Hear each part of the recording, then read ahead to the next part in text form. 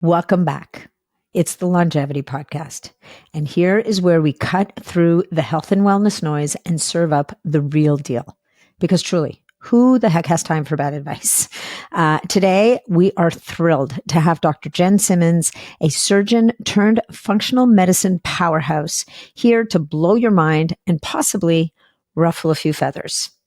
We're unpacking some jaw-dropping truths about breast cancer, starting with this shocker. Up to 30% of breast cancer diagnoses might be unnecessary, leading to treatments that could cause more harm than good. Dr. Jenn also breaks down why the mammogram isn't the flawless lifesaver it's been hyped up to be, and introduces innovative alternatives like QT scans and even a simple tear test. That's right, tears from your eyes that could revolutionize early detection. But it's not just about screening. Dr. Jenn explains how your lifestyle impacts breast health, from the hidden dangers of processed foods and sugar to why poor sleep and chronic stress could be creating the perfect storm for cancer to set in. She's here to help you take back control. So grab your coffee or tea or bone broth and get ready to learn, laugh, and maybe rethink your health habits. Let's do this. Now, who is Dr. Jenn Simmons? She's a breast cancer surgeon turned integrative oncologist on a mission to change how we diagnose, treat, and screen for breast cancer. Her best-selling book, The Smart Woman's Guide to Breast Cancer, is changing the narrative around breast cancer and will undoubtedly change the lives of millions of women worried about or affected by a breast cancer diagnosis. She's opening the first perforation imaging center, which accurately screens for breast cancer using revolutionary new technology that involves no pain, no compression, no radiation. No more mammograms, ladies. I mean, that alone is something to cheer about. All right, let's jump into the episode. Hey, folks, just a quick reminder that all of the information presented in this podcast is for information purposes only. No medical advice, no diagnosing, no treatments suggested here. Before you try anything that you hear about or learn about here, make sure that you check with your medical provider. Welcome to the show, Dr. Jenn Simmons. It is so great to have you here. I am delighted to be here, to say the very least. Yeah. So we've just met, but I feel like sometimes we already have a little bit of a girl crush going. We have a thing going on. So you guys, if we're sounding super whatever, it's because we are. Well, I think when you meet kindred spirits, it really it blossoms fast. Yeah. Energetically, there's a connection, and we just know this is going to be a great conversation and an important conversation, right? And we were just talking about this before we started the podcast, that this conversation about bioidentical hormone replacement therapy and busting myths and delivering truth gems about breast cancer is never going to get old, because there's still so much misinformation out there. It's amazing that we still have to bust these myths. And as we were saying before, you would think that with all the talk that goes on, people would know this, but the truth is that they don't. And we have been so indoctrinated into a certain line of thinking that it's almost hard for people to unhear it. It's not unlike, something else that went on in 2020 and 2021, where people heard a narrative and they just couldn't think past the narrative that they heard. I mean, this is what's been going on in the breast cancer world for 50 years. Well, since the nurses study, right? Well, even before that, I mean, if we start to talk about mammogram, that's the 1970s. And that information that was released in the 1970s is still being repeated today, even though it's not true. And we've known for decades and decades and decades that it's not true. Well, and then the Women's Health Initiative, God, I mean, we're talking about 20 years ago. And still there are decades of providers that were trained in that mindset and under that mindset, and they have not changed their tune. They didn't read the retraction paper. I know that. Well, exactly. It was even retracted. 2017 retraction paper. Read it. Yeah. Read it. Well, my theory on the mammograms is that hospitals and health systems have invested so much money in the physical equipment that they are not open to a conversation that maybe this is not the best strategy. But we're getting ahead of ourselves. Okay. We're going to get to mammograms. Let's talk about the landscape of breast cancer. Let's just speak to the landscape that is before us in the world today. Yeah. So, I mean, everyone knows the numbers, right? You can look at 1 in 7, 1 in 8 over a lifetime are going to be personally affected by breast cancer. But when you talk about numbers that common, and this is in the umbrella of a total cancer landscape, which is now approaching 1 in 3 in your lifetime will have cancer. All right. So frightening, frightening, frightening. And with regard to breast cancer, if you have 1 in 7 or 1 in 8 women over their lifetime getting breast cancer, there is literally no one that is untouched. There's no one that is going to go through their lifetime untouched by breast cancer. It's either going to be you, or it's going to be your mother, it's going to be your daughter, it's going to be your sister, it's going to be your cousin, it's going to be your neighbor, it's going to be your teacher, it's going to be your friend, it's going to be your clergy. Like it's going to be someone. Yeah. You're not going to be untouched by breast cancer. And the shame of it is that that number is, in the very least, exaggerated by 20 to 30%. So we are over-diagnosing breast cancer by 20 to 30%. So we have all of these people, and we're talking about if we diagnose, well, I'll give you this statistic. There are 4 million women in the US today living with a breast cancer diagnosis. So if 20 to 30% of them were overdiagnosed, that means that we have 800,000 to 1 million women walking around having been treated for breast cancer that didn't need to be treated at all. Okay, let's unpack right? That. Like, do you have chills right now? Yeah, because you should. I got slightly nauseous. Yeah. So let's unpack that. Yeah. Is that just explain this to me, what that means. Yeah. Is this, do they get treated at any point? Do they find out that they were misdiagnosed, or does the system just kind of go, let's just sweep that one under the rug? And so this is all because of the mammogram. This is all because of the mammogram. So let's talk about the mammographic screening program. Yep. So when it came to be in the 1970s, it was invented and used with very good intention. So please know that I am not in any way criticizing the intentions of this program. The foundation of this program, it was built on the foundational beliefs that breast cancer growth is both linear and predictable, meaning that a breast cancer starts really small, grows to some critical size, at which point it's more likely to metastasize. So if you could find that breast cancer before it reached that critical point, you could prevent metastasis, save lives, save breasts, and women could undergo less treatment, less aggressive treatment, right? Noble. Beautiful. Logical. Just doesn't happen to be true. Okay. Let's explore that little topic. Breast cancer growth, unlike something like colon cancer, which does have obligatory steps that it walks through, right? So it's a nothing, and then it's a polyp, and then the polyp undergoes degeneration, and then it's a cancer. This does not happen in the breast. There are no obligatory relationships. So people can develop DCIS and not go on to develop breast cancer. People can develop atypia and not go on to develop DCIS and not go on to develop breast cancer. And not everyone who gets breast cancer had DCIS as a precursor.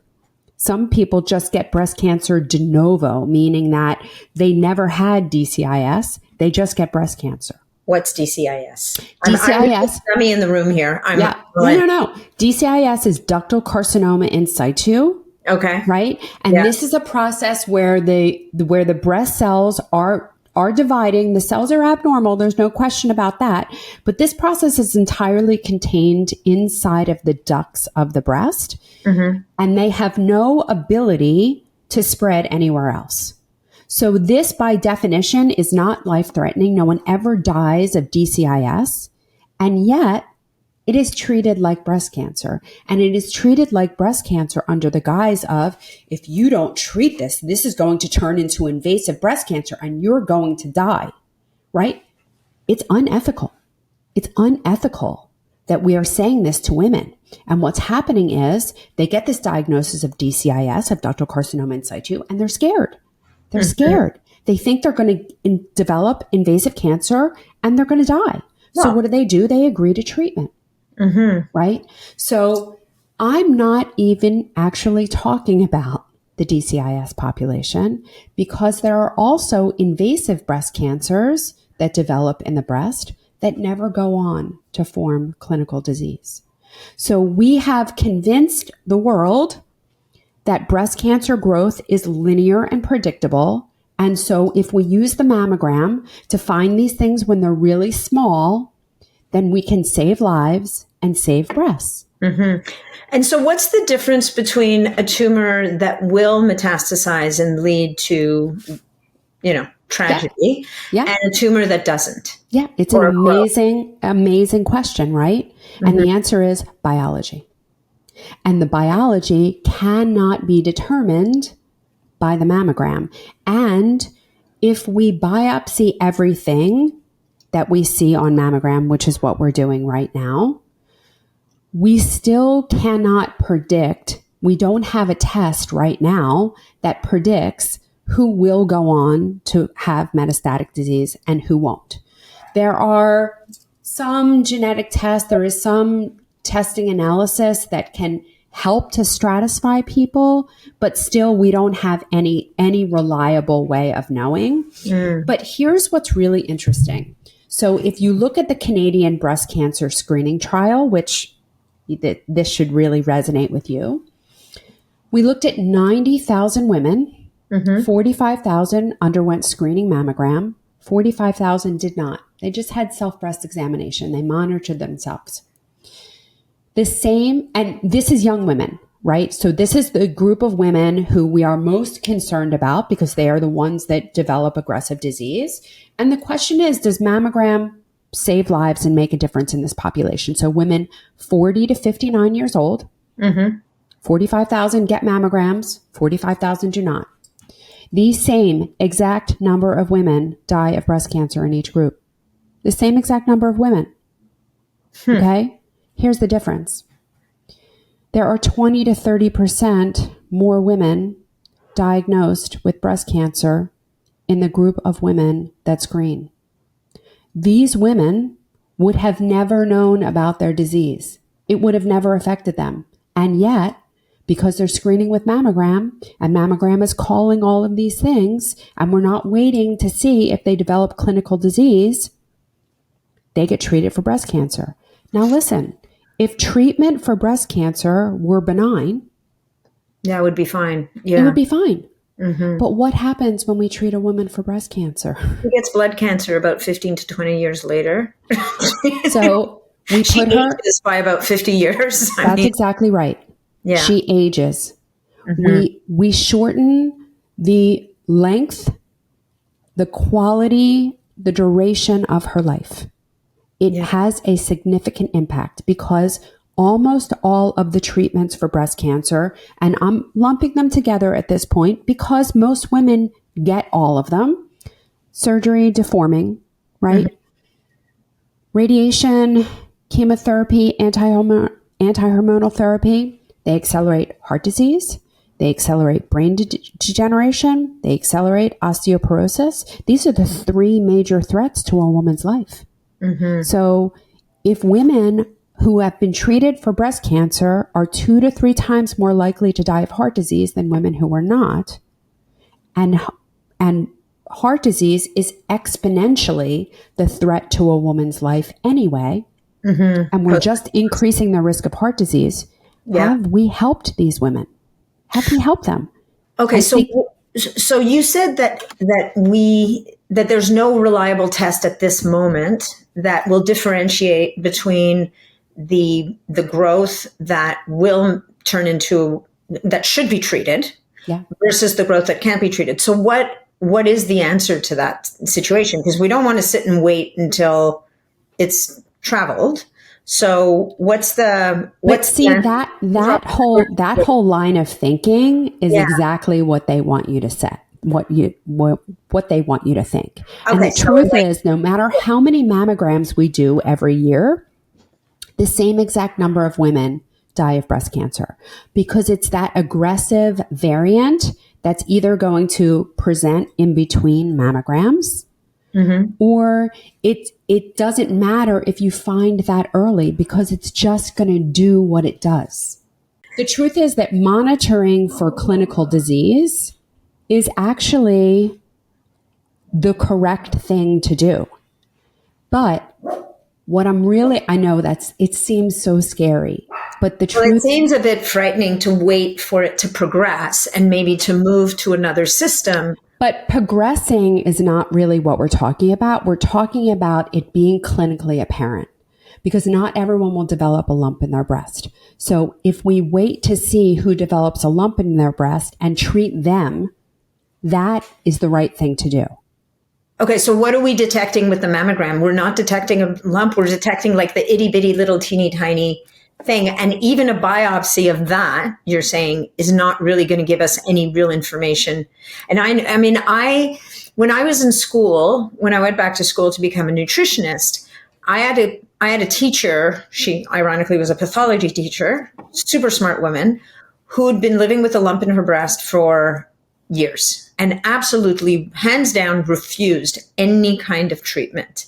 Or, I mean, she was doing all holistic and, alternative treatments, but she would not even allow them to biopsy her growth, because her belief was that the minute that you break through that encapsulation, you're now giving an opportunity to those cells, if they are aggressive, to get out and to now propagate and move through the system. So I'm curious on your thoughts on that, because last I heard, she's still alive and kicking and doing really well. So she is a perfect example of someone who does not have an aggressive process, and and her body is containing that process.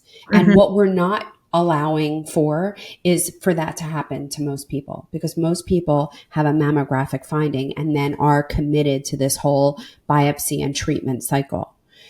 Now, I do want to say there is a caveat here, and there is hope, right? Okay, good. And so what I use for screening is the answer to all of this. But I want to finish up by saying that, again, we are overdiagnosing with mammogram. We are diagnosing women who did not need to be diagnosed, certainly did not need to be treated. And no matter how many mammograms we do every year, the same exact number of women die of breast cancer. So we are not impacting that bottom line. And no matter how many mammograms we do every year, the same exact number of women present with aggressive disease. Those are the people that are going to go on and die of breast cancer. So mammogram has not impacted that part of things at all. So that whole belief that you're going to find something early and prevent women from dying of disease, it's just simply not true. It's what they want you to believe, but it's not true. You are not saving those people. And for all the people that believe that mammograms save their life, statistically speaking, it's simply not true. Mammogram does not save their life at all. Mammogram creates cancer in some people. I want to be careful about that word, because I know that a lot of people are bothered by it, but it demonstrates lesions in people that they would have never become clinically relevant, and they do not need the same kind of intervention that other people need. So if people believe that mammograms save lives, statistically speaking, it's just not true. And Chris Wark had a great post about a week ago. I don't know if you know him. Chris Beat Cancer. No. He is someone who is very forthright with his story, where he was diagnosed at, I want to say 29, with stage 3 colon cancer, and opted to not do chemotherapy and changed his diet and his lifestyle, and, got rid of a really, really stressful job and all of that, and actually reversed his disease. He did have surgery, so I don't want to say that he didn't do anything conventional, but he did. Because for colon cancer, you'd want to eliminate the tumor load, as it were. Right? Yes. And he did that. Right. Yeah. But he did not have chemotherapy. He did not follow the complete traditional recommendations. And he's actually created an amazing, brilliant community of people who are following his lead and making profound lifestyle changes and healing. So there is a huge misconception between what people think mammograms do and what mammograms actually do. So when you look at, let's say, 1,000 women, most people think that mammograms double the chances of surviving from breast cancer. And the truth is that in 1,000 women, what most people think is that when you screen, only 80 will die from breast cancer. But if you don't screen, 160 will die from breast cancer. That's the perception. That's what people think mammogram does. Yeah. And in actuality, when you screen 1,000 women, 4 of them with mammogram, 4 of them will die of breast cancer. And if you don't screen, 5 will die of breast cancer. Now, it kind of sucks for the 5th woman, but Right. are the other? So what's the alternative? Like, what's right now I'm like, okay, cool. I haven't had a mammogram in a long time. I'm not feeling so bad about that. But yes. Now, and we can also talk about the alternative. But before we talk about that, there is also one of the many shortcomings of mammograms is women with dense breasts, which I've come to the conclusion that there's a whole lot of us out there. Yeah. Because at least 40% of the population, at least 40 of the screening population. So we're told if you have dense tissue in your breast, mammogram's not really going to do a great job. They still insist on smashing the bejesus out of your boobs. And then they'll, it doesn't work. Let's use it. More. Like, let's use it harder. It's kind of like, the person who doesn't understand the language you're speaking, yelling at them more loudly and more slowly. They're still not going to understand the language, just saying. Yeah. And then the last time they were so intent on getting in there is that they then sent me for an ultrasound, and the ultrasound came back fine and everything was good and they sent me on my way. But what is this? What are your thoughts on that whole dense breast? First of all, let's talk about what dense breast means, right? So the breast is made up of 4 tissues. It's made up of glandular tissue. That's the milk producing tissue. It's made up of fat. It's made up of connective tissue that kind of holds everything together, and it's all in a skin envelope.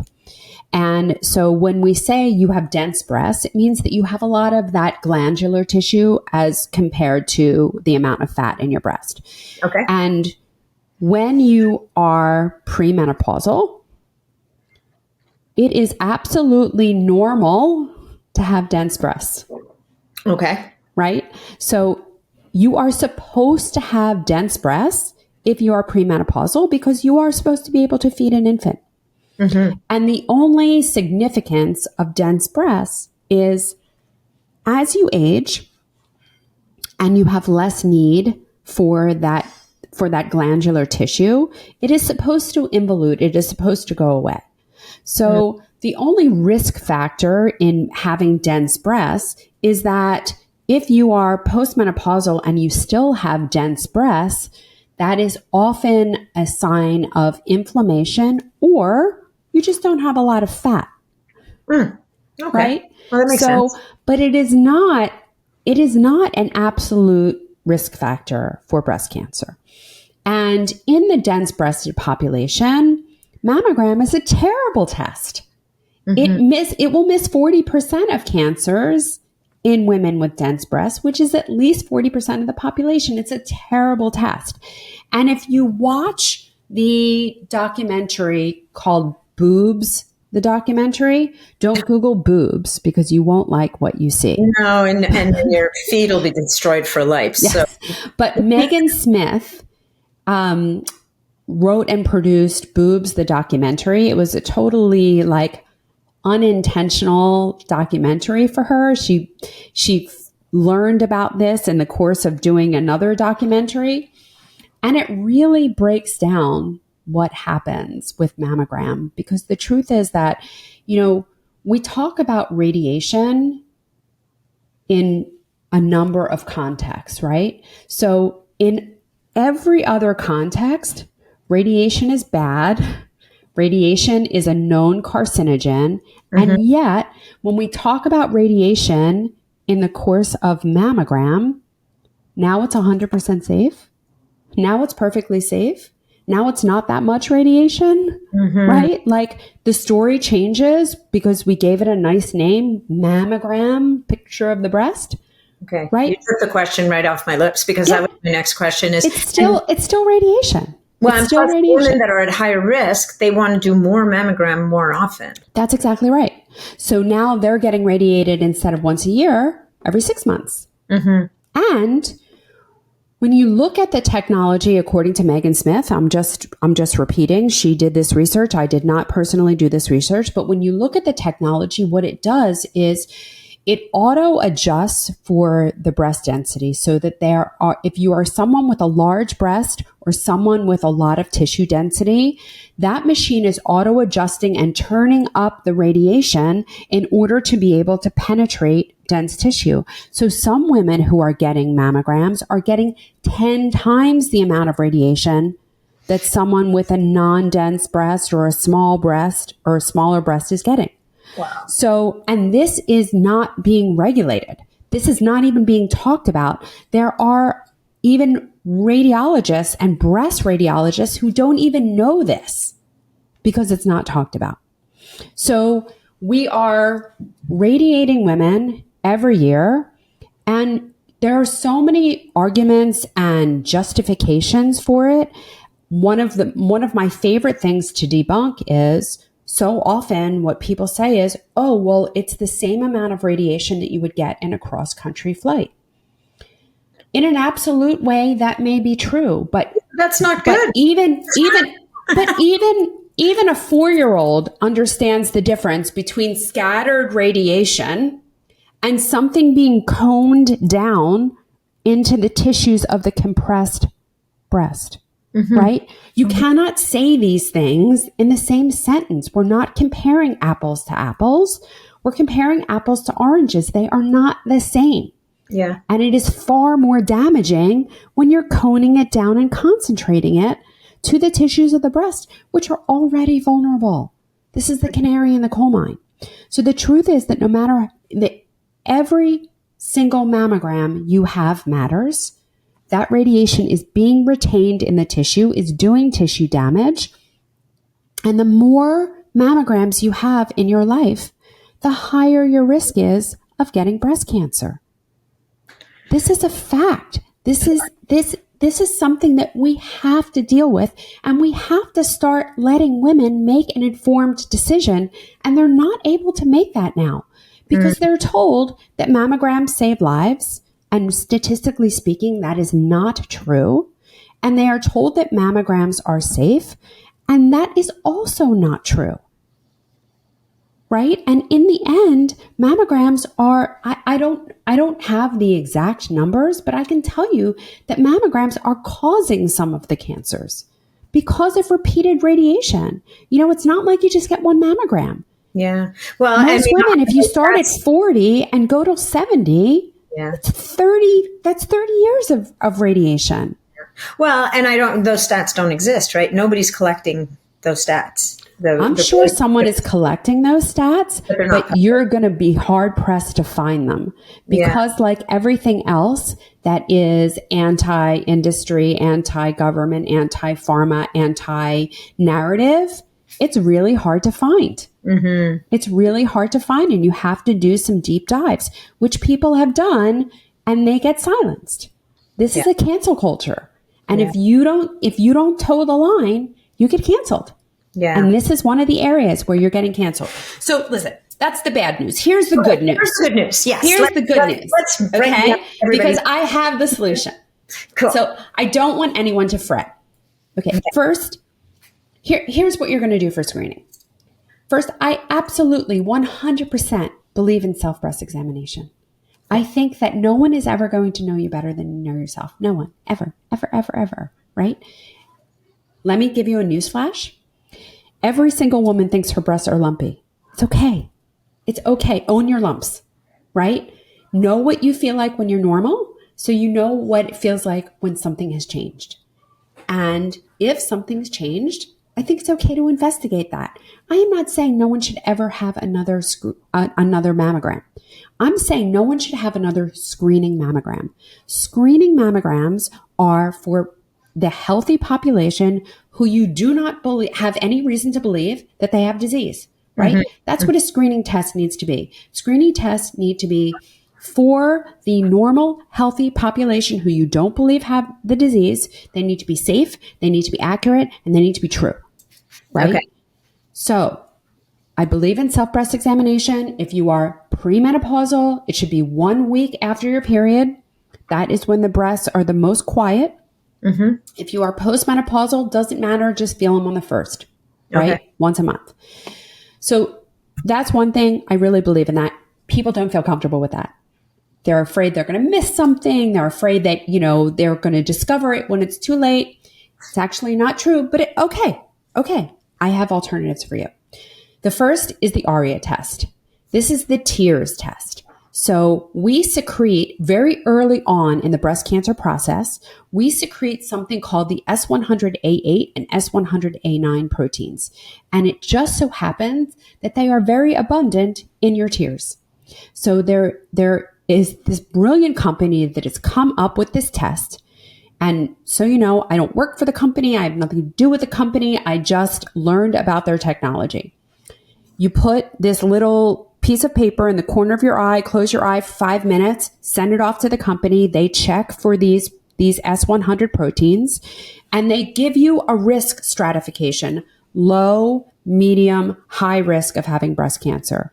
If you have medium or high risk of having breast cancer, if you have medium risk, you need to be screening every single year and taking that opportunity to do everything that you can to decrease your inflammation and get rid of that risk factor. And if you have a high score, you need to look and make sure that there's no breast cancer there. And also, at the same time, do all the things that we know that drive health and lower inflammation. So how do you look, though? What's your next step screening wise? Because it's not a mammogram based on the first 20 minutes of our conversation. Right. So this is what I recommend for screening. So first of all, it's not available in Canada, but the QT scan is available in several places in the United States. And I am trying my best to, as quickly as I can, open up more centers so that every woman who wants access to a QT scan can get access to a QT scan. I opened the first Perfection Imaging in Haverford, which features this technology. This uses sound waves transmitted through a water bath to create a true 3D reconstruction of the breast. It is 100% safe, so we can image children.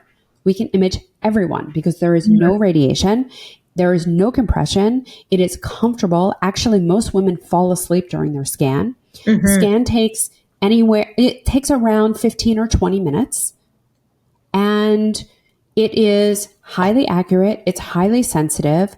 But the most amazing thing about this scan that isn't true of anything else, and this is where the biology comes in, we can actually measure a doubling time. So if we see a lesion in the breast that we think needs following, where we are not certain if this is a cancer or not, we can bring someone back in 60 days, rescan the breast, remeasure the lesion, measure a doubling time, and we know that things that are cancer have a doubling time of less than 100 days. And things that are either not cancer or not important, not active, have a greater doubling time. So if it has a doubling time of less than 100 days, we tell these women, this is something that needs attention. This is something that needs treatment. Go, do all the traditional things because you have something that needs attention. And if it has a greater than 100-day doubling time, then we know this is your opportunity. You do not need to do anything about this right now. This is not going to hurt you. However, we want to make sure you lower your inflammation, you improve your internal, external environment, right? Take this as your opportunity to improve your health. And when you do, these things often go away. And we can continue to monitor you year to year without putting you in any danger, without exposing you to radiation, and without having you to have to undergo an unnecessary biopsy, which incidentally, 75% of the core biopsies that are done for benign disease. And yet, when you tell a woman that she needs a biopsy, or if a woman has had a biopsy, that's a bell you can't unring. She always thinks that her breast is abnormal. She always thinks that she's high risk. Oh yeah, I had to have biopsies. Yeah. Right? You can't unring that for someone, and it has a profound effect on their health going forward. So we want to avoid that. So by using this technology, we avoid overbiopsy, we avoid overdiagnosis, and we avoid overtreatment. And, 800 to 1 million women in the United States could have benefited from that, who were unnecessarily diagnosed and unnecessarily treated. Right? These are not small numbers. No. So so my screening paradigm is self-exam, the ARIA test, and it's AURIA, AURIA.care, ARIA.care, and we'll give you my code because you can get 20% off with my code. It's Dr. Jenn 20, DRJENN 20.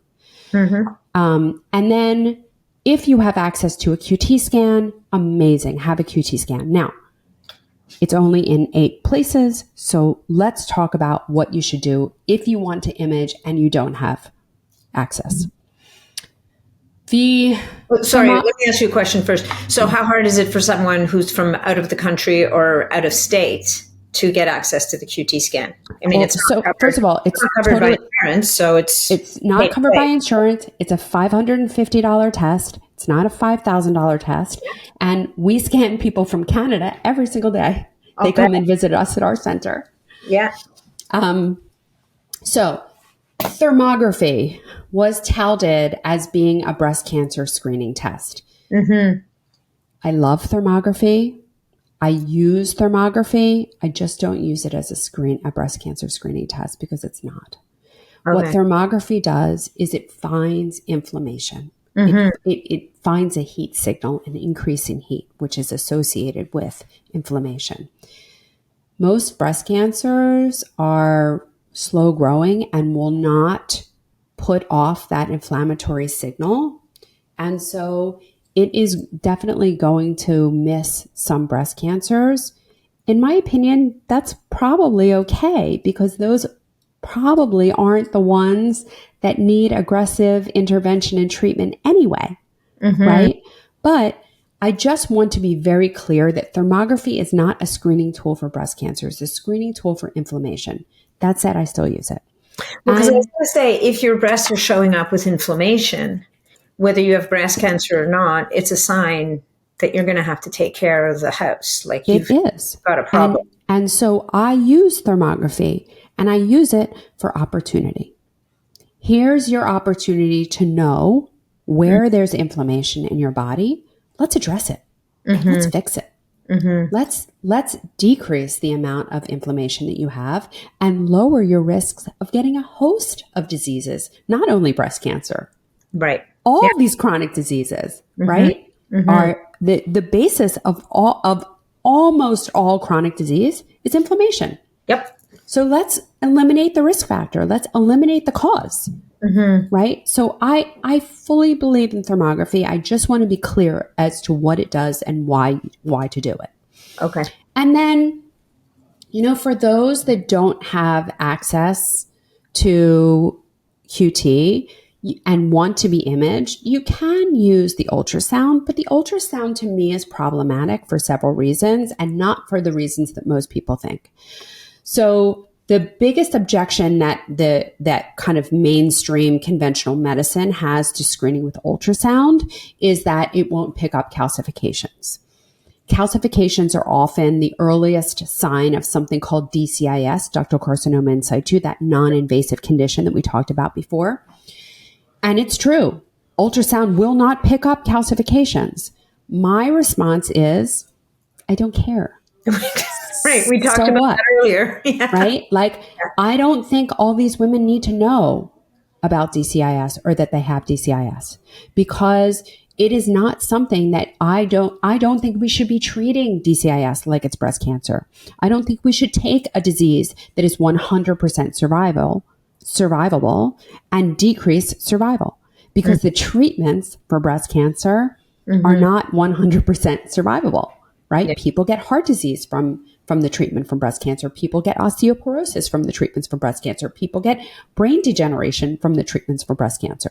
Well, and isn't there a higher propensity of secondary cancers down the road from the There treatments? are, but people generally are not getting chemotherapy for DCIS. They are getting radiation, and there are some radiation-induced malignancies, definitely. So it does increase their risk of having a second malignancy. And also, not for nothing, but the malignancies that happen, the cancers that happen after treatment tend to be far more aggressive cancers because these treatments kind of select out for resistant disease. And so the population that's left over that then gets to expand tends to be a resistant population. Well, and isn't there also damage? And I'm just asking this because, these are part of the narrative that we hear. There's also, to some degree, damage to the immune system's ability to function from Absolutely. So now you're left potentially with more resistant, kind of aggressive cells. Yes. And an immune system that's compromised and isn't going to be able to function in the first as well. Yes. And quite frankly, part of the evolution of a cancer is an immune dysfunction. Because, we all have this built-in recognition system, our immune system, that is supposed to recognize these rogue cells, these cancer cells in their infancy so that they don't achieve a mass, right? So they don't expand and form a tumor. But our immune systems are so challenged anymore, right? It's like the busyness of life and all the toxins and the microinfections and, and the food is a huge part of it, right? So if you're eating fake food, frankenfoods, processed foods, ultra processed foods, these are all things that are challenging your immune system every single time you put them in your body. Even excess sugar, right? I mean, excess sugar is a depressant to the immune system. Yes. And 5 hours after you eat sugar, you will be immune suppressed. 5 hours every time you eat sugar, right? So our immune systems are already so challenged. And then you cause them more damage when you do these treatments. Now, I want to be very clear about something. I am not saying that breast cancer isn't a thing. I am not saying that there aren't serious cases of breast cancer. I am not saying that women don't die of breast cancer. I am not saying that breast cancer shouldn't be treated. I am saying that we can no longer use these global blanket statements. We cannot treat everyone the same. We cannot categorize everyone the same. And that's what we're doing. Everyone who has X gets Y. And we have completely lost any of the individuality. And we have also never asked why. Why is this happening? What are you supposed to be learning? What's happening in your body? What message is this sending? What are we supposed to be figuring out from this? What is causing it? We're not asking any of those questions. We're just, I'm a hammer, there's a nail. That's it. Okay, cool. So then this brings us, beautiful segue. Thank you. To the next section, which is, we're going to talk about estrogen and breast cancer because so often people make an assumption that estrogen causes breast cancer, which, I think it's starting to bubble up that estrogen does not cause breast cancer, or it's not that simple, right? It's just not. If estrogen caused breast cancer, every pregnant woman, every woman in her 20s or wherever would have had breast cancer by now. So let's talk about the true link of estrogen between estrogen and breast cancer, if there even is one. And estrogen is a group of compounds, not a single compound. Yes. So we're going to want to tease that apart a little bit. And then I do want to talk a little, before we get into HRT, I do want to talk about what are or maybe we'll finish with that. Let's start with estrogen and breast cancer. Yeah. Let's start. So I want to start with why we believe that, right? Because what's happened is that we formulated this this convenient narrative in order to sell anti-estrogen drugs, right? So when we look at breast cancers under the microscope, the majority, 60%, 70%, maybe even 80%, have estrogen receptors on them, right? Okay. And what that means is they respond to circulating estrogen. Now, I have to tell you that normal breast cells also have estrogen receptors on them. And it's normal, right? That is how the breast cell is regulated. And the breast is an organ that is there for the purposes of feeding a child. So every month, in the beginning of the month, the alpha receptors on the breast cells are stimulated by estradiol to grow and prepare for lactation. And if conception does not happen, then the beta receptors then take over and tell the breast cells, like, we don't need you, right? Yeah. And so we have this beautiful cycling that happens every month. Now, in the case of breast cancer, we know that most breast cancers that we see are postmenopausal breast cancers. After estrogen, anyone who treats postmenopausal women and measures hormones can tell you they're like barely measurable. There's almost nothing there. And we see these breast cancers with this upregulation and increase in estrogen receptors. These cells are just trying to survive. This is a survival mechanism. That's what's happening with these cells. It's not that estrogen causes breast cancer.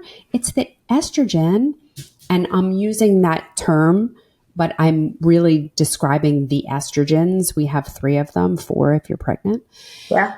Estrogen is the hormone of life. That's what it is. And when we lose our estrogens, that's really when we see the degeneration of our body, right? So we developed this narrative that estrogen causes breast cancer because there are estrogen receptors on the majority of breast cancer cells. And we use these estrogen blockers to treat breast cancer. But the truth is that we could use natural beta receptor agonists like estriol to do the same thing. But no pharmaceutical company is going to speak that narrative or support that research because you can't trademark a molecule of nature. So they can't make billions of dollars off of estriol. So what do? They find a synthetic compound like tamoxifen that sits on the estrogen receptor and blocks those cells from being stimulated. But there's a problem with tamoxifen. The problem with tamoxifen is that it is a synthetic estrogen. And if you believe that estrogen causes breast cancer, put tamoxifen on the list, right? Because it is a synthetic estrogen. And we know from lots of other studies that synthetic estrogens, while they may be protective in some areas, are not so protective in other areas. And so we see an increase in uterine cancer in women who are taking tamoxifen because it has proliferative effects on the uterus, so that we understood and supported that narrative, right? That's what that is about. But if that were true, if estrogen were the problem, and I am talking about our endogenous estrogen, the thing that we produce in the body, then why would we see breast cancer most commonly when we are postmenopausal, when there's no estrogen to be measured? Yeah. Why would that be the case? And what about the story of the 2OH, 4OH, 16OH? So we have those 3 different pathways that estrogen can get driven down, and postmenopausal, in particular, some women can end up with a dominance of that 16OH, which is seen as the best estrogen. Yes. Whereas the 2OH is more protected, and so yes, absolutely. So I'm not saying that there aren't people who have estrogen metabolism issues, and all those metabolites that you're talking about. I mean, yes, the 2OH pathway is considered the protective pathway, but all of those molecules are unstable molecules. And all of those molecules, those breakdown products, they can cause DNA damage. That is for sure true. And that's why it is so important for us to be monitoring that in a way and making sure that we don't have issues with that. But I don't think that alone in a vacuum is the problem. I think that that is compounded by environmental estrogens. You know, just breaking down our endogenous estrogens is not the issue, but that when we talk about all of these xenoestrogens, all of these plastics, all of these antibiotics, the fragrance, the phthalates, all these things, they are all metabolized down that estrogen pathway. And so I really believe that this is where we're getting into trouble. And this is something that we've never had to deal with before. Yeah. We've never seen this environmental burden before. We are not living on our grandmother's earth. We're not even living on our mother's earth. Yeah. And the number of xenoestrogens that we come into contact with every single day is exponentially more than we've ever seen before. And this, to me, is the problem. Yeah. Because we did not have these problems with estrogen dominance 20 and 30 years ago. It didn't exist. And if it did, it was an absolute rarity. And now... You didn't hear about it. No. And now it's everywhere. And we are seeing it in different forms at times where we did not see it before, and we're not realizing what it is. So like the early puberty, the irregular cycles, the infertility, we're not considering that's what's going on here. And instead, and the early intervention with the birth control pill. I mean, you've got 10-year-olds on the birth control pill. Yes, that's correct. So we're mansplaining it, right? We're saying like, we're going to take over your menstrual cycle. And yet, P.S., it doesn't work, right? Yeah. It just compounds the problem. And then same thing, when that same woman who had those cycle irregularities then goes and tries to get pregnant in her 30s and can't, what do? We force a pregnancy on her, right? And never are we unpacking what's going on. Yeah. How do we clean up your system? How do we help you detoxify? How do we help your system to work better? Right? How do we support you with the things that we know will help with estrogen detoxification? And at the same time, you have to prevent the stuff from coming in. You have to. Yeah, which is tricky, but yes. And the last thing that we're really not considering that is happening way too often is the impact of stress on our hormonal health and especially our breast health. Because when you think about it, when you're in a cortisol dominant state, there are lots of things that happen because our bodies only understand two states. We understand safety and we understand danger. Yeah. We don't understand the intricacies of danger. So to us, having a work deadline is exactly the same as having a saber-toothed tiger on your tail, right? That's all we need. That's all we know is we have to run. But if you're sitting in your chair and not running, you don't metabolize any of that cortisol. So the cortisol is doing several things. Most of them are preparing your muscles to run. So it shuts off your brain, right? Because it doesn't want you to think about, oh, I wonder which way should I run? Where should I run to? And should I stop here on my way to running there? Like it just wants you to say run. Yeah. Right. So it's the monkey brain. So the thinking part of your brain, the frontal lobe gets shut off. Yeah. And we make more glucose, which increases our insulin, which increases our insulin-like growth factor. So increasing our risk for cancer. But it's also shunting our blood away from non-vital organs, right? So it wants all your blood to go to your heart, to go to your muscles so that you can run, right? Well, the breast, as it turns out, is not a vital organ. Mm-hmm. So we're walking around with decreased circulation and decreased flow to the breast. And so we're sitting around with excess toxins in our breast anyway from the environment. And environmental toxins, once they come into our body, they're stored in fat cells. Even if you have dense breasts, you still have a lot of fat cells in the breast. So that is a storage basin for toxins. And if you're not having flow through there, then the toxins are just sitting there. And they are sitting right next door to these breast cells, which are tender, vulnerable cells. They are the canaries in the coal mine, and they're getting damaged. Mm-hmm. And this is what happens. This is this chronic process of a lack of circulation, stagnation, not detoxifying, not clearing. So getting this cellular damage. Then we have, if you have to run away from a saber-toothed tiger, you don't need to fight off the common cold. So your immune system gets shut off. So now you have damaged breast cells, an immune system that's shut off. They're not, the toxins aren't being circulated away. They're not being removed. And this is the recipe for breast cancer.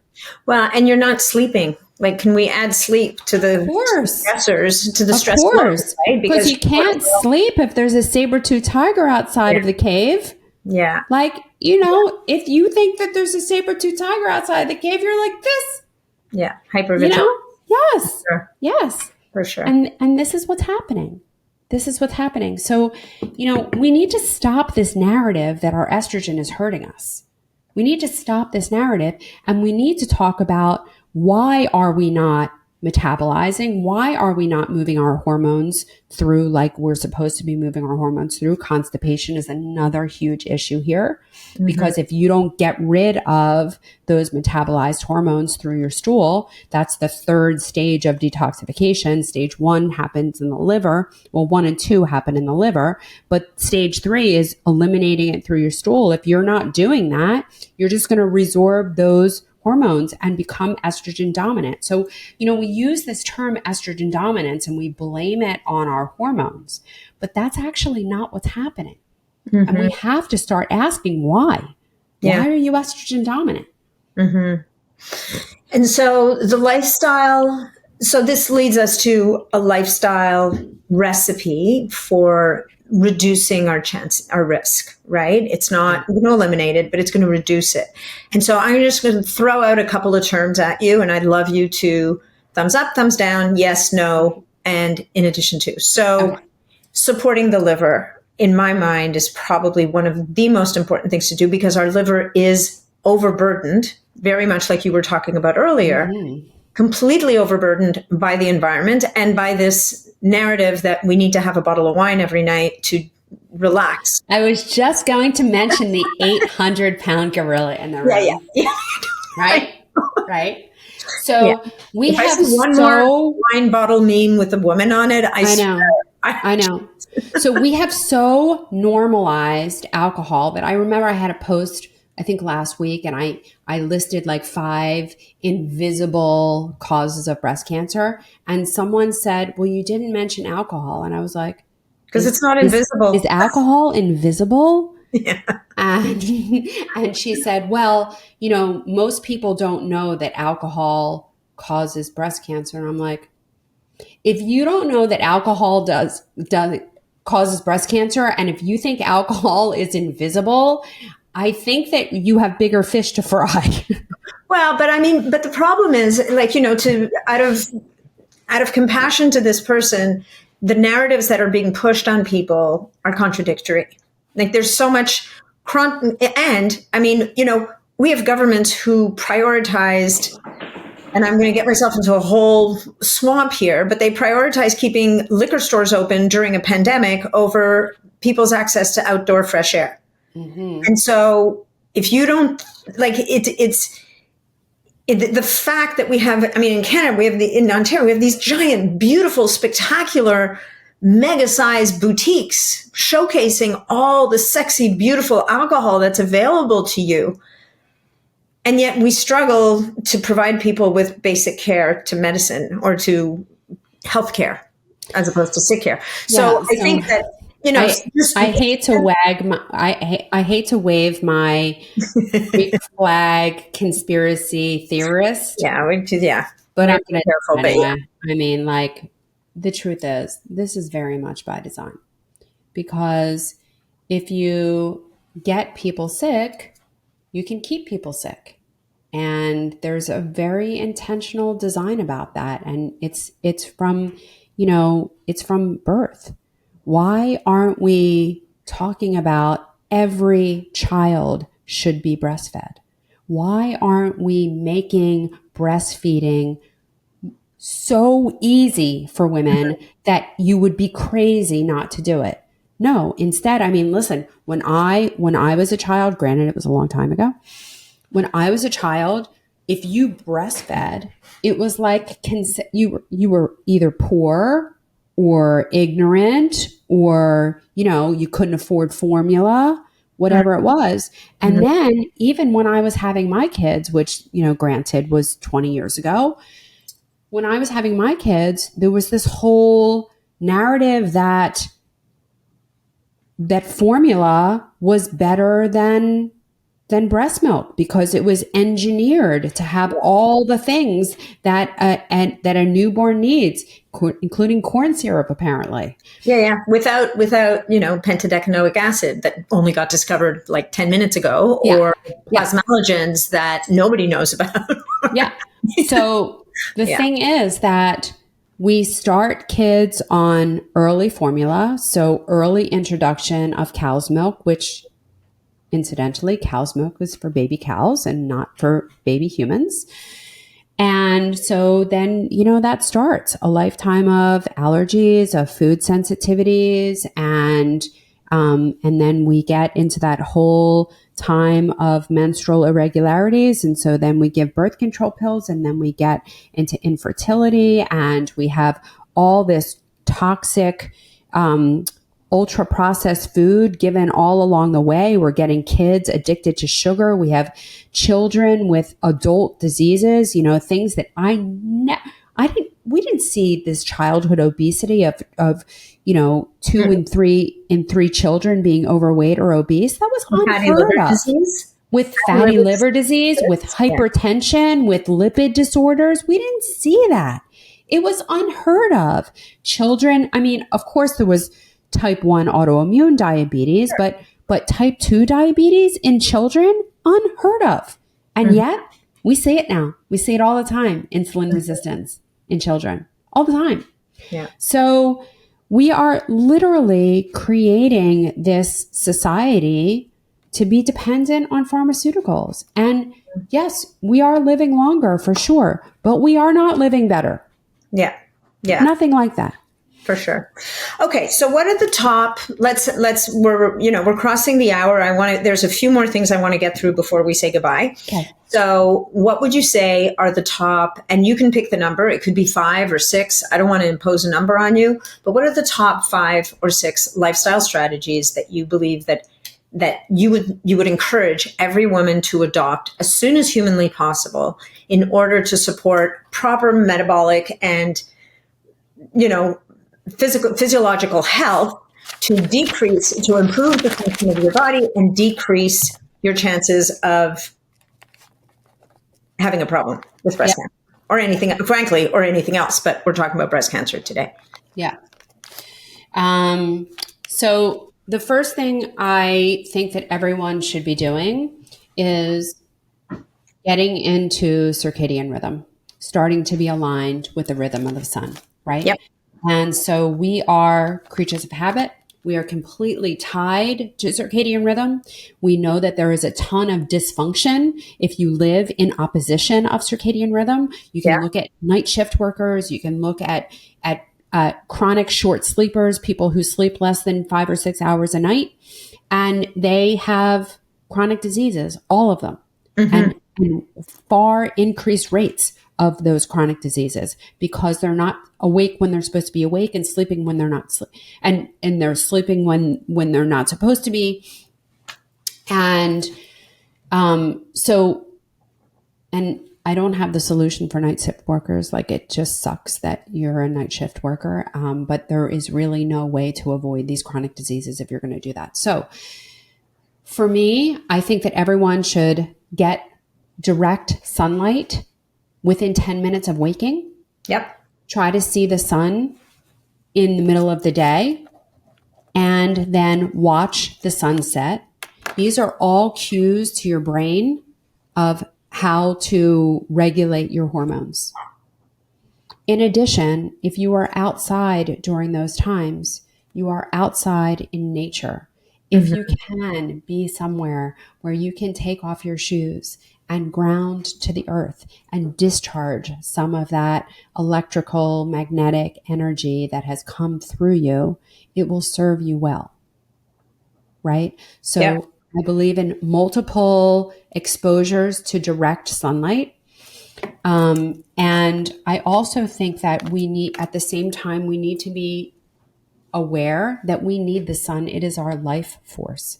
Since the liberal use of sunscreen and the vitamin D deficiency that we have caused as a result, our disease has only increased, including cancer. Yep. So getting sun exposure, at least 15 to 30 minutes of non-protected sun exposure every day so that your skin can absorb the sun and you can make vitamin D. Yes, you can supplement, but it is not going to be the same. Yeah. We need to be outside. We need to be in nature. Yeah. So you're in the country, you're in a place, and I'm in a place where there are many months where we can't do that. Are you familiar with the Mitolux device? I just heard of it. Yeah. So this is a little size of a tablet. I can introduce you to the nice man. Yeah. That size of almost like your iPad, and it's 5 minutes every morning. It exposes you to a full spectrum of light. Calibrated dose of UVB, sandwiched between infrared light. So he basically simulates sunrise, your UVB dose, and then sunset. Yeah. And you're done. And it gets your body to make your own vitamin D, which kind of pushes that whole problem of vitamin D supplementation off the table. Yep. So eating alignment, sun when you can get it, or your vitamin D lamp. So to me, the diet is your huge touch point.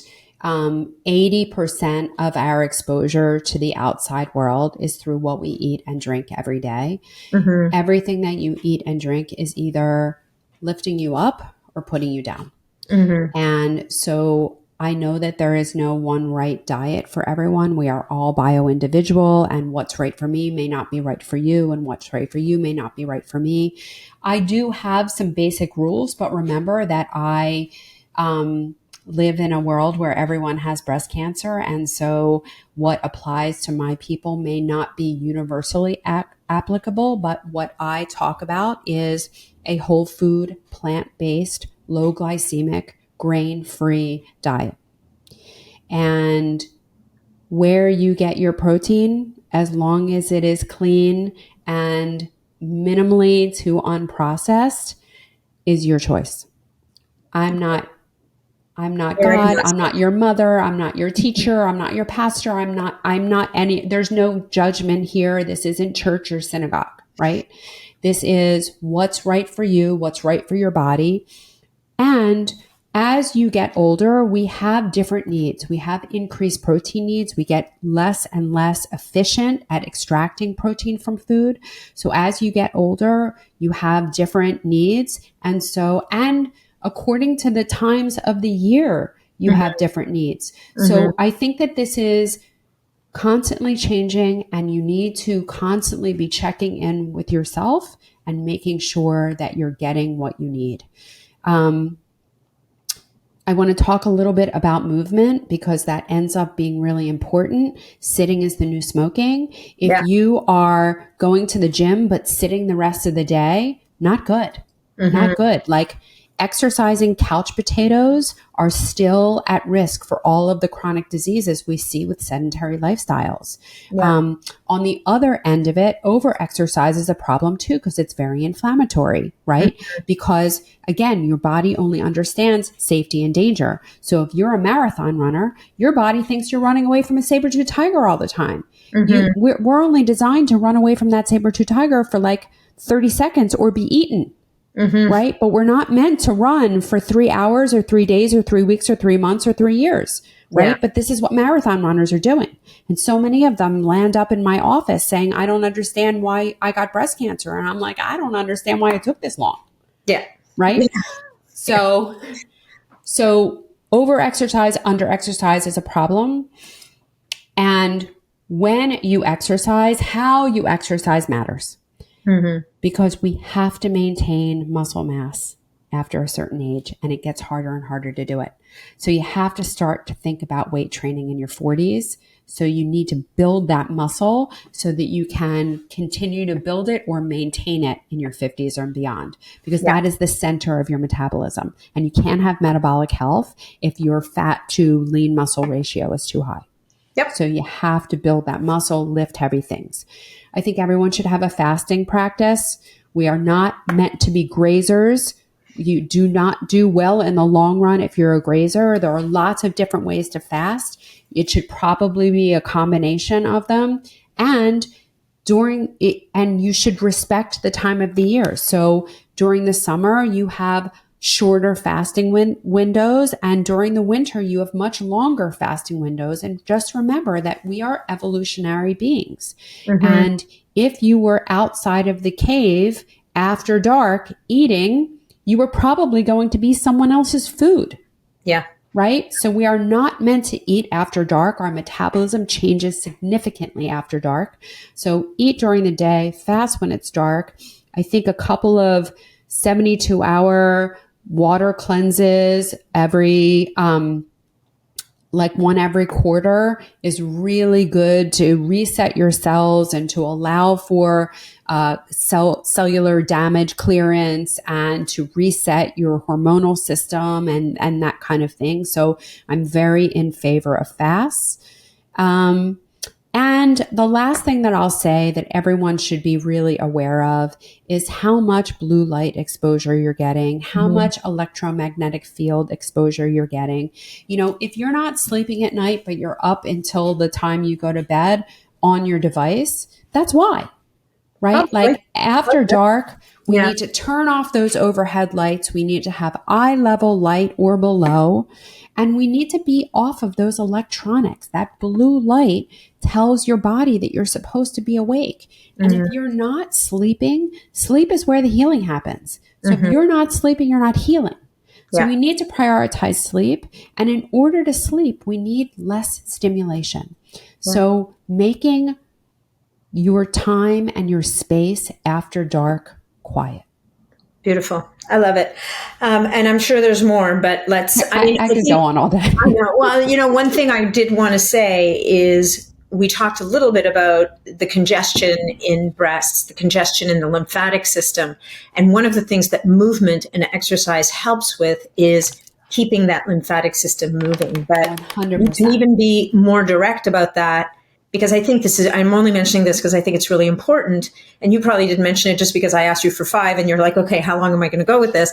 But things like whether it's rebounding, like I love rebounding on a rebounder, dry skin brushing, I've been doing that in the sauna lately. Or if you're fortunate enough to have access to a vibration plate, like these are all things, if you think about it, that just keep things moving. And the one last thing, because we're talking about breasts, that I do want to explore a little bit with you is the types of bras that women are wearing.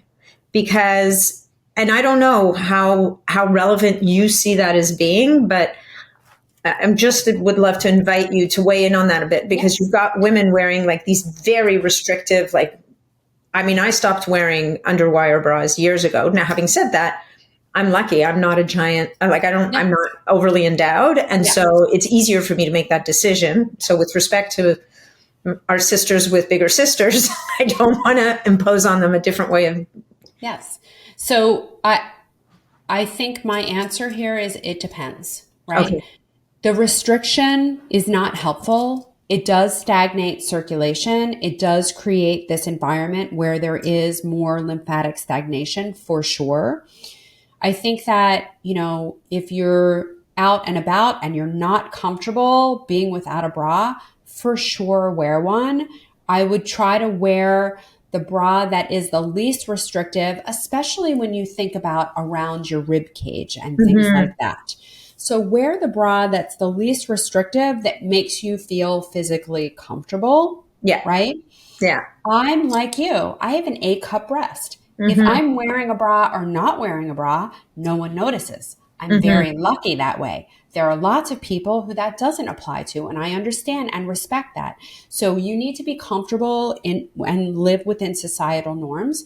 However, when you're walking around your own house at the end of the day, you should not be wearing your bra until bedtime. It's not good for you. So, and you should definitely not be sleeping in a bra. And I know so many women who are sleeping in their bra. Really? Yeah. So you should definitely not be doing that. Know that it does cause restriction. And we need that circulation, because if not, those toxins are just going to become stagnant in there. So that's kind of where I land on the bra thing. I want to be careful and I want to be respectful of women who absolutely need to wear a bra, because I get it. That is a real thing. There are women with very large breasts who are just not comfortable physically or otherwise not wearing a bra. So I'm not saying not to wear one, but I'm saying that limit the time that you wear it to when you're out and about. And then when you're home, I hope that, you can find something that is more comfortable, that doesn't restrict your circulation and your flow. Well, I have a couple of friends who say when you ask them what's the best time of day, and they're like, the best time of day is when I get to go home and I take my bra off. And it's the first thing they do when they walk in the door. It's hilarious. That's how I feel about my shoes. There you go. I'm like a high heels girl. And I'm like, I can't wait to take them off. All right. Okay, good. Okay. So we're going along. I just think there's a couple of other topics. Do you think we can do HRT in a kind of a fast fire? Yes, rapid fire. Rapid fire. Okay. So number one, and I know that you've got this down to a science and a short science. Why do women need bioidentical hormone replacement therapy? And we'll probably record, you and I will do a part 2 and we'll dive into HRT. Amazing. But let's just talk about the reasons why you do and why you're not doing it. Yeah. So let me be clear. We are not doing this to preserve fertility. We're not doing this to bring back or extend menstruation. We are giving women hormones in order to prevent them from being in nursing homes, being in wheelchairs, and being in adult diapers. That is what we're doing. Okay. We are protecting their brain. We are protecting their heart. We are protecting their bladder. We are protecting their bones, right? We're trying to prevent hip fractures, dementia, cardiac events, and bladder leakage. And these are the things that end up being really detrimental as you age. Yeah. Right? As many women die every year as a complication of a fracture as do of breast cancer. People don't know that statistic, right? Yeah. If we're going to care about breast cancer, we have to care about bone health. And bisphosphonates are not the answer. No. Okay. And I just want to say that the reason that the whole medical community has been against hormone replacement for so long is they are getting this messaging from the pharmaceutical companies. And the reason that the pharmaceutical companies feel this way is because what would they rather do? Have people be on bioidentical hormone replacement, which the pharmaceutical companies can't make money off of that anyway. But if they're on biological hormone replacement, they don't need heart medicine, they don't need brain medicine, they don't need bone medicine, they don't need gut medicine, they don't need bladder medicine, they don't need skin medicine. Like it's on and on and on and on and on. Mm-hmm. So you can either be on bioidentical hormone replacement or you can take 7, 8, or 9 pharmaceuticals, which incidentally don't work. Oh, and by the way, yeah, will make you sicker. And in bioidentical hormone replacement, I do want to point out to a lot of women, because I've heard from women that their doctors have given them a flat out no when they've asked about this, is testosterone is part of the cocktail. So in small doses, but It's part of the landscape. So my answer is yes. But it's a yes and, because I don't start off everyone on testosterone. I start off everyone on estrogen and progesterone. And eventually we're monitoring their DHEA, we're monitoring their testosterone. And when they come back to me and they say, like, I don't have it anymore, my confidence is gone, I have no libido, I'm like, time for testosterone. There we go. Right? Little TRT for the girls. Okay. Yeah, let's pay attention to what our women are telling us. Let's pay attention to symptoms. That's what we are doing with HRT. We are managing symptoms without over treating them. I am not looking for that woman to be hormone euphoric. That's not what I'm doing. And I am carefully monitoring everyone, especially me, because I'm treating the breast cancer population. So 2 years after you've had your breast cancer, if you're ready for hormones, we're having that conversation, because I know that you're probably going to survive your breast cancer. And I don't want you to live the rest of your life depressed, anxious, not sleeping, having pain, having osteoporosis, having palpitations, leaking your urine, having no libido, sex being painful, having your relationship suffer. Like, that's not life. That's not life. And that is actually the title of my next book, The Forgotten Woman, because we can't treat all of these women for breast cancer and say, just be grateful you're alive, because that life that I just explained, that life that so many women after breast cancer are living, that life sucks. Yeah. And that's not fair. Yeah. And people who have breast cancer are people too, and they deserve the same advantages that the rest of us have. Okay. Which answers the next question, which was BHRT after cancer. Yes. And on an individual basis, carefully monitored, which is the perfect answer. So the last one was, you have to be 2 years out. We have to demonstrate that you don't have any evidence of active current disease. And you have to do all the other things. You have to get your diet in right. You have to get your movement in line. You have to get your sleep on board. You need to give up some of those time with the electronics, spend some time outside in nature. We need to detoxify your environment. You got to get rid of all those crappy products with tons of xenoestrogens that are interfering, like no drinking out of plastic and no cooking in nonstick and, and no fragrance. And we're cleaning up your world. Yeah. And at the same time, if you want to do that, I'm going to write you for hormone replacement. Beautiful. I love it. Last one that we talked about briefly before the podcast started was women will, and I get these comments on my feed sometimes when we're talking about hormones, women who are 10 years, 15 years, 20 years out from menopause saying, well, what about me? Can I still do BHRT or is it too late for me? Yeah. So it's absolutely positively not too late. Now, can we undo all the damage that happens in that period before you went on? No, probably not. But we can preserve, right? And so even if you've had all that bone loss, we're probably not going to get it all back, but we can stabilize that condition and we can make things a little better. Can we reverse all of the cardiac damage that's been done? Because when you lose your estrogen, you also lose the health of the muscles, the blood vessels, that kind of thing. Can we improve it a little? Yes. Can we reverse all of it? I don't know. But here's what I know does happen. The brain gets clearer. The brain fog goes away. The memory comes back. The word search gets better. The bladder symptoms get better. The vaginal symptoms get better. The mood gets better. These are really important things. Quality of life is what it's called. Yes. Yeah. These are really important things that there is no timeline put on them. So when you're ready, go. These are really important things. I love it. Well, Dr. Simmons, I think we could talk for a lot longer, but I think in the interest of the audience and your time, maybe we're going to close now and possibly have a part two. So why don't you share with you, I know you have a great book, and share with people how they can find you. I know you do all kinds of stuff in the community, so share away. I hope I remember everything. So let's start with, if you know anyone who is dealing with a breast cancer diagnosis or you're looking to prevent one, The Smart Woman's Guide to Breast Cancer, I'm holding the book up, but I know that there are some people that are just listening. So The Smart Woman's Guide to Breast Cancer, you can get that on Amazon. It is literally your guide to breast health. And as I always say, breast health is health. And the same things that are going to give you healthy breasts are going to give you a healthy brain, healthy heart, healthy skin, healthy bones, healthy gut, healthy vagina, all of it. All the things. Yeah. Right? All the. So Then, if you like what you heard today, I too have a podcast. It's called Keeping Abreast with Dr. Jenn. We put out a new episode every Monday, and you can listen to that anywhere that you listen to your podcast. I do still see patients. I see them in a one-on-one capacity, and I also have a group called the Breast Health Blueprint, where I meet with these people every week, and we address any concerns that they're having in health in general. So you can reach me at realhealthmd.com, REALHEALTHMD.com.